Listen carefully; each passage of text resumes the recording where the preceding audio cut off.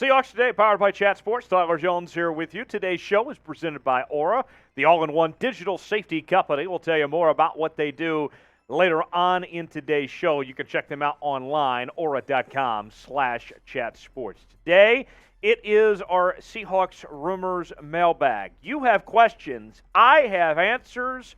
And the only way that you can be a part of this is by subscribing to the channel and going to our community tab each and every week. And so let's go ahead without further ado and get started with our first question in the inbox this week. It comes from New Skyline Productions. With the Seahawks having to be sold in the next coming years, do you know if the new owner would need to take on the Trailblazers as well?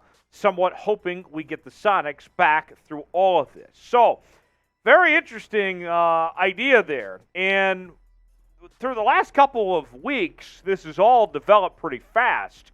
This situation with the Allen family looking to move on from their ownership of the Blazers and the Seahawks. And it's not a matter of if, but when that both teams are going to be sold. I would think that they're going to be sold as separate entities, that there would not be a package deal, and the reason why is when you look at the lease agreement that the Seahawks have with the Allen family, it's one that there's not a whole lot of wiggle room. There's money that can be lost if they try to do some sort of sale in the next few years. I believe they have to get to 2025 or 2026 before they can get out of what they would owe the city of Seattle. They could sell the Blazers tomorrow and there would be no repercussions. There would be no extra money owed to other entities of sorts. So if I were to guess how this goes down, I think they are sold separately. Now, that's not to say that whoever buys either organization isn't going to be the same individual or the same entity. That could still happen, but I do think they're going to be sold as separate entities on that front. Now, you mentioned the Sonics situation. I would be surprised if the Sonics coming back has anything to do with the Seahawks and their sale, but I think the lesson that we can all learn from that Sonics sale is to sell to local ownership, if at all possible. Do not sell to somebody that might potentially want to move to another market. But good question there from New Skyline Productions. Next one comes from the humble Halfrican. Will Game 1 against the Broncos set the tone for the season, and is it more of a must-win for us or for Russell Wilson? Good question there. And for me, this Seahawks team, no one really has expectations for this year. That is going to be an emotional night. And I'm not going to call it a must-win for the Seahawks, although it would be really great if they did. But this is not a year where the Seahawks have any game as a must-win in 2022. Meanwhile, for the Broncos, every game matters because they are a legit contender in the AFC. So for the Broncos, it feels like a must-win for their playoff implications, even if it's just week one. I think for the Seahawks, if you go out there, put on a good show, and can go toe-to-toe with Russell Wilson, you'd love to get the win, but just to be competitive, to have the energy there at Lumen Field on Monday Night Football, that's what you would love to see. So there's no such thing as a moral victory by any stretch, but I do think if you have a competitive night, then I think you feel fine about that, although you would love to win. Now I want to hear from you guys. What's the reaction going to be when Russell Wilson comes back to Seattle? This is our pinned comment today. And if you are going to be cheering for Russell Wilson, if you're going to give him a nice applause, then I want you to like the video. Now, if you aren't, if you are going to be all out against Russell Wilson and the Broncos, type boo in the comments. Go ahead and boo and let your voice be heard either way. And if you're going to type boo, maybe you might as well just go ahead and like the video too while you're at it. But either way, let me know either direction. This is going to be our pinned comment, and you're about to get an ad break while that ad's playing. Go ahead and take care of either one of those options there. So the next question that we have for you is from trying to judge yo engine by yo paint job. That's a long one. If Drew Lock ends up being pretty good, will you apologize to him for bagging on him all offseason? Now, look, most of you know that I spent a decent amount of time in the Kansas City area. I was there when Drew Lock was at the University of Missouri. I have probably seen more Drew Lock football than anyone should ever have to, in all honesty. There is a tape somewhere out in the interwebs that you probably can find of me actually on local TV in Kansas City, in Drew Lock's hometown, might I add you, saying that Drew Lock was not going to be a very good quarterback in the NFL when he was drafted by the Broncos in the second round. I have been consistent on this for quite some time. And it is not just a new take that I have said over this past offseason concerning Seattle. I have never thought that Drew Lock has what it takes to be a quality quarterback in the NFL. You look at his numbers, they're not great. 19, 2020, 2021. Every opportunity that he has been on the field, it has not been well. He has showed a few moments here and there, but for the most part, he has not been good. So that's the thing. If for whatever reason Drew Lock shocks all of us and has a great season, then yes, I will admit that I was wrong. I am not above that by any means, but I don't see that happening. I don't see Drew Lock having that great of a year. If he is the starter for the Seahawks, I would be shocked if he gets more than 1 year as the Seahawks starter before they move on and look for another quarterback next year. Seahawks Today is presented by Aura, the newest partner here at Chat Sports, and they do a little bit of everything when it comes to cybersecurity and protection to your credit cards and financial services, whatever it may be. It is a one-stop shop. And the best part about it, they are going to protect your loved ones. Family plans to protect 5 people. And for my viewers here on Seahawks Today, we're going to offer you a special deal. You can get a 14-day free trial when you go to aura.com/chatsports. Get real-time alerts on suspicious credit inquiries. You can keep your identity secure with extensive monitoring of your personal info. Shop, bank, work online more safely and privately. It's Aura. Check them out now. Aura.com/chatsports. That's Aura.com/chatsports for your 14-day free trial.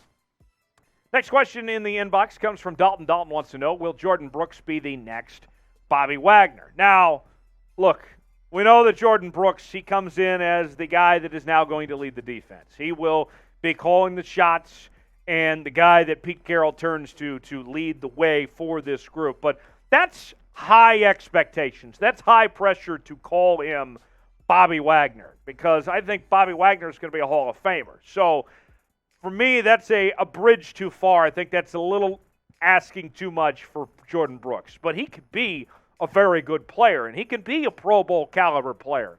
But I wouldn't put that type of pressure to say that he's going to be what Bobby Wagner was in his prime right now.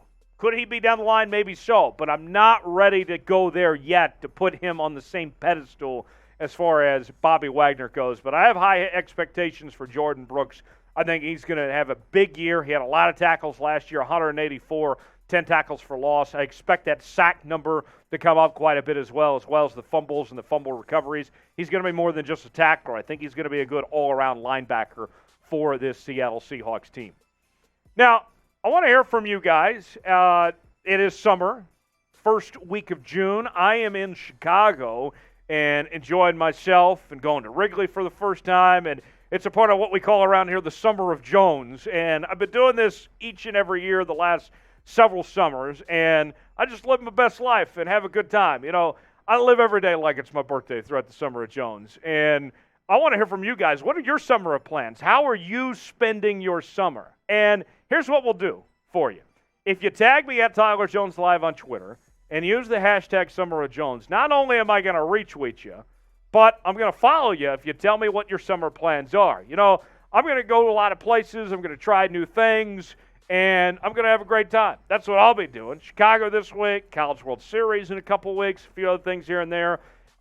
That's my summer plans. What are your summer plans? Let me know. Tag me on Twitter at Tyler Jones Live. Use that hashtag SummerOfJones. I'll retweet you and follow you if you do so.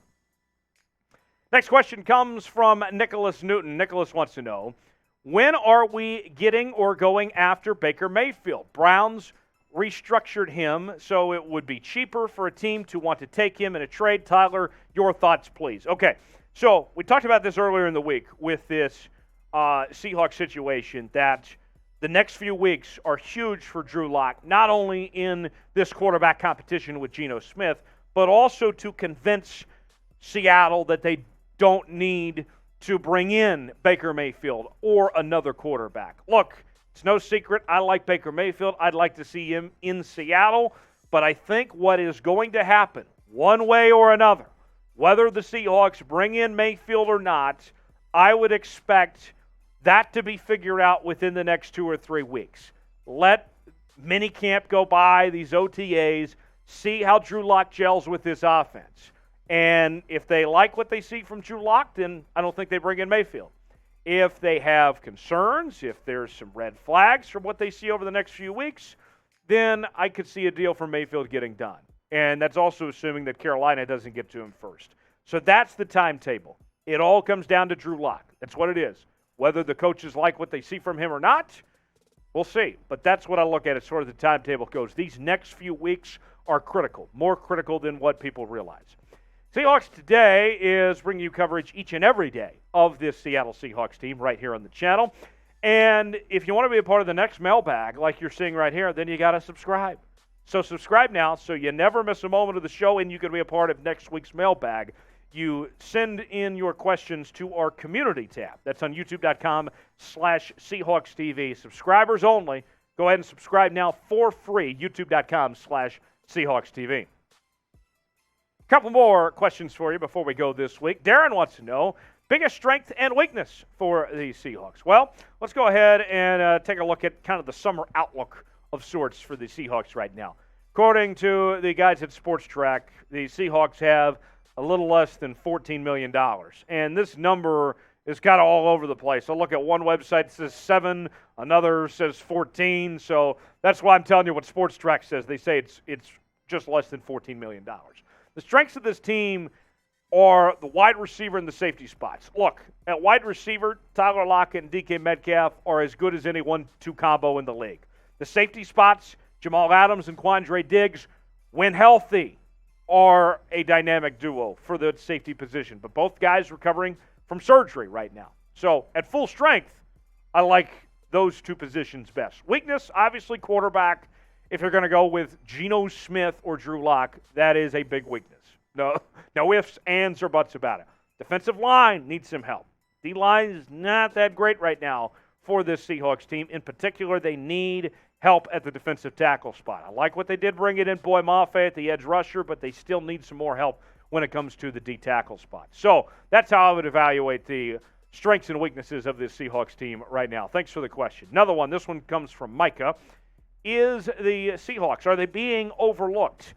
What is there to overlook with this team? We know what they are. Bill Barnwell said this past week they had the worst offseason in the entire NFL at this point. So are they being overlooked? I mean, no, I don't think they're being overlooked. I think there's a reality check that this team has a long way to go from being competitive again. There's a few bright spots that I like, but this team has a long ways to go. So, no, I do not think that they are being overlooked. What do you guys think? Predict the Seahawks record in 2022. Let me know in the comments what their record will be for this season, how you think things will go. And that leads right into our final question from Wesley. Wesley wants to know, do you think we can surprise people and go to the playoffs? No, don't see that happening. It would take a lot of help. Now, the one silver lining is the playoffs are as big as they've ever been before. But you go through a gauntlet in the NFC West, one of the toughest divisions in football, and you don't have a great quarterback right now. That's not good. I don't see this as a playoff team, but who knows? Long way to go in the offseason at this point.